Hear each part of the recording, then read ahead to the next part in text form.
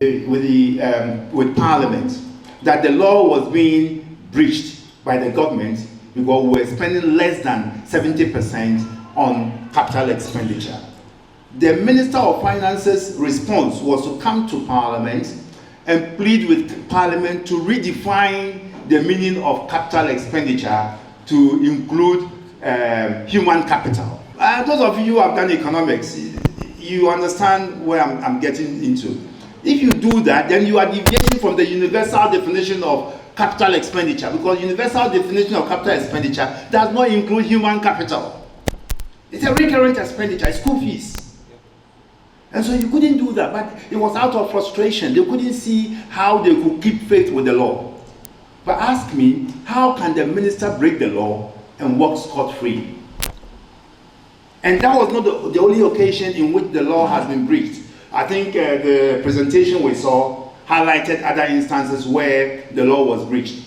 We only talk about it and go to sleep. There is no remedial action. There's no, and this is because, and I think Kidil talks about the lack of prosecutorial powers for PIAC. That could be one, but even that, I think nothing stops PIAC from using the existing structures. For instance, PIAC going to court through the YOCO, the Economic and Organized Crime Office, or through the special prosecutor, filing an official complaint and asking for prosecution, such as Shiraj Dash. You know, the Commission for Human Rights and Administrative Justice cannot actually enforce its rules. It has to go to court, and it goes through these processes. So nothing stops PIAC from also making use of these existing structures. I think the major reason why these infractions continue is because if you look into the law, there are no prescribed sanctions for the violation of the law by the minister.